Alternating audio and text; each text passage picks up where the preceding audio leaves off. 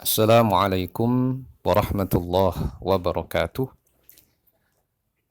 Alhamdulillah wassalatu wassalamu ala Rasulillah wa ala alihi wa ashabihi wa man walah. Ikhwani fillah rahimani wa rahimakumullah. Kali ini kita akan mempelajari makna surah Al-Ikhlas. Sebab turunnya surah Al-Ikhlas adalah ketika sebagian orang-orang musyrik berkata kepada Rasul sallallahu alaihi wasallam, "Unsub lana rabbak." Sebutkanlah nasab Rabbmu. Artinya mereka mengejek, mencemooh. Rabbmu itu dari keturunan mana? Begitu. Maka kemudian Allah Subhanahu wa taala menurunkan firman-Nya, "Qul huwallahu ahad, Allahus samad," dan seterusnya. Hadis ini diriwayatkan oleh At-Tirmidzi dari sahabat Ubay bin Ka'ab, dihasankan oleh Syekh Al-Albani. Riwayat At-Tirmidzi dari Ubay bin Ka'ab ini mengandung kelemahan karena ada perawi yang bernama Abu Ja'far Ar-Razi. Namun dikuatkan oleh riwayat At-Tabarani dari Jabir yang di dalamnya terdapat perawi Mujalid. Meski kedua riwayat itu lemah, bisa saling menguatkan hingga sampai pada derajat hasan.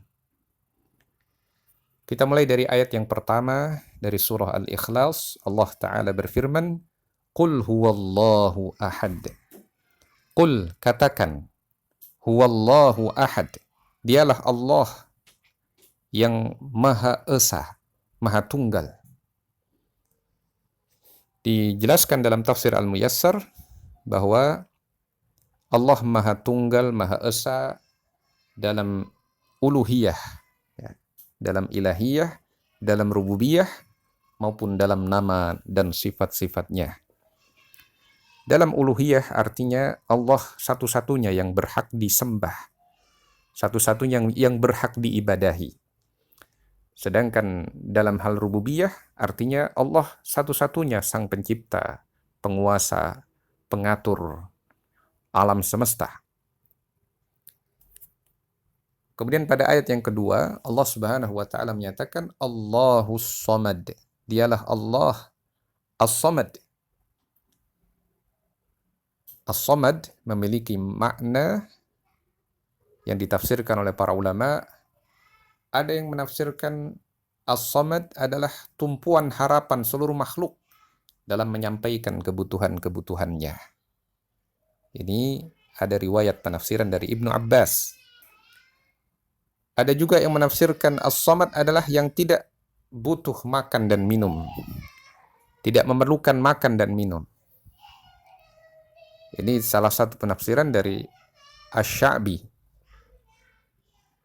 Dan ada pula yang menafsirkan As-Samad artinya yang tidak beranak dan tidak diperanakkan, seperti dalam penafsiran Ar-Rabi' bin Anas.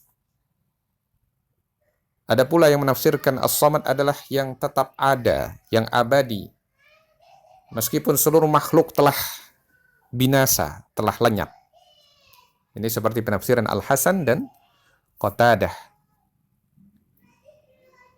Ada pula yang menafsirkan As-Samad adalah As-Sayyid, yang sempurna status sayyidnya.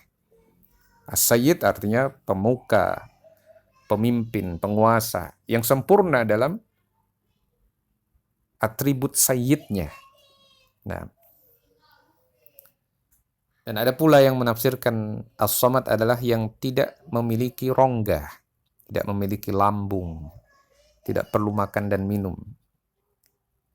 Ini salah satu penafsiran dari Mujahid. Dan sebagian ulama merangkum seluruh penafsiran dari ahli tafsir itu, meringkas makna As-Samad adalah yang maha sempurna dan dibutuhkan oleh seluruh makhluknya. Artinya dia maha sempurna dalam perbuatannya, dalam sifatnya, dalam namanya. Tidak butuh dengan apapun, sedangkan seluruh makhluk membutuhkannya. Nah, Di antara yang merangkum makna ini adalah Syekh Muhammad bin Saleh Al-Utsaimin, merangkum makna as-samad. Kalau salah satu makna as-samad pada Allah adalah tidak berongga, yang dengan itu artinya tidak butuh apapun. Karena kalau sesuatu berongga, dia butuh diisi, butuh asupan. Nah, manusia pada awal penciptaan, dia diciptakan memang dalam kondisi berongga.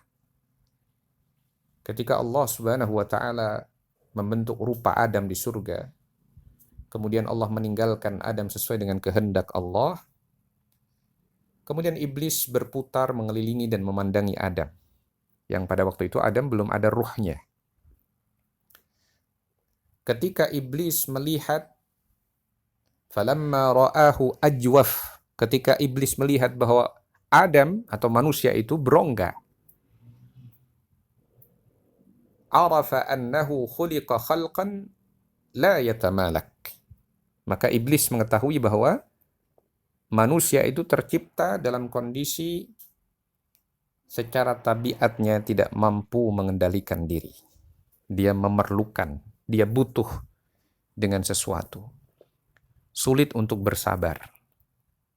Nah, dan ini hadis diriwayatkan oleh Muslim dalam sahihnya dari sahabat Anas bin Malik. Ada penjelasan dari An-Nawawi dinukil dalam Mirqatul Mafatih Syarah Mishkatil Masabih. Sifat manusia yang berongga ini berkebalikan dengan sifat sang pencipta yang as-samad, yang tidak memiliki rongga. Nah, kemudian ayat yang ketiga dari surah Al-Ikhlas, Allah Ta'ala berfirman, lam yalid walam yulad. Dia tidak beranak dan tidak diperanakkan. Dia tidak berasal dari induk apapun, atau dia tidak memiliki keturunan, tidak memiliki anak, dan dia tidak berasal dari induk apapun sebelumnya.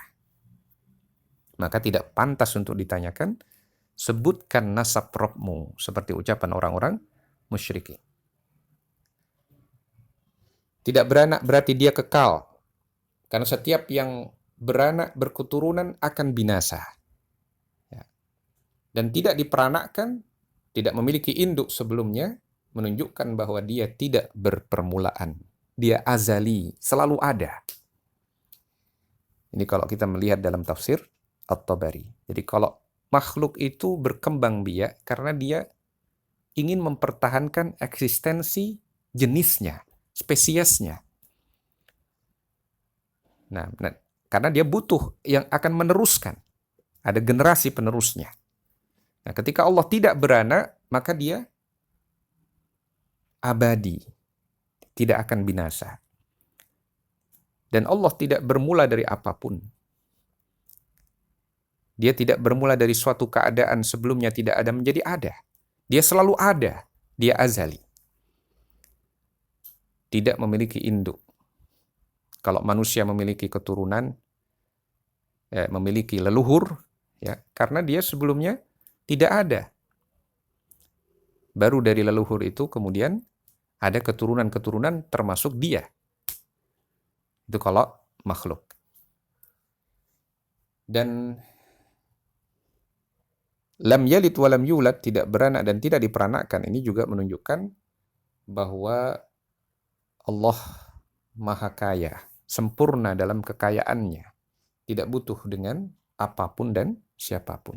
Ini seperti yang disebutkan dalam tafsir As-Sa'di. Kemudian dalam surah Al-Ikhlas ayat yang keempat ini, Allah Subhanahu wa taala menyatakan walam yakul lahu kufuwan ahad. Tidak ada yang setara atau sebanding dengannya. Tidak ada yang setara atau sebanding dengan Allah, baik dalam nama, sifat maupun perbuatannya. Ini disebutkan dalam tafsir As-Sa'di.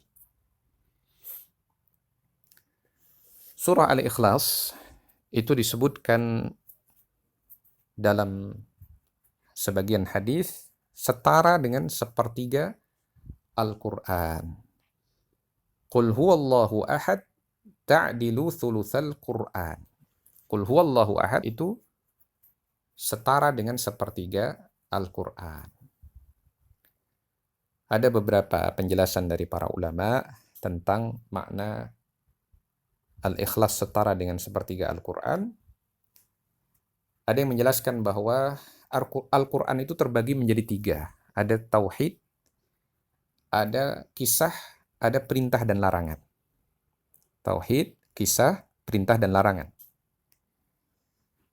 Sedangkan Al-Ikhlas itu berisi tauhid saja. Berisi penjelasan tentang Allah saja. Maka secara kandungan dia sudah mewakili sepertiga Al-Quran. Ini penjelasan dari Syekhul Islam Ibnu Taimiyah dalam kitab Iqtida' As-Siratil Mustaqim. Dan sebagian ulama seperti Syekh Ibnu Utsaimin dalam Syarah Riyadhis Shalihin menjelaskan bahwa pahala membaca Al-Ikhlas itu sama dengan membaca sepertiga Al-Quran. Dan Syekh Ibnu Utsaimin menjelaskan bahwa setara bukan berarti sejenis atau mencukupi. Karena itu jika seorang misalkan membaca 3 kali Al-Ikhlas sebagai ganti dari surah Al-Fatihah dalam sholat, itu tidaklah memadai. Karena dia tidak mencukupi. Dia hanya setara dalam nilai, tapi tidak bisa menggantikan secara keseluruhan. Nah, itu penjelasan kita tentang makna surah Al-Ikhlas.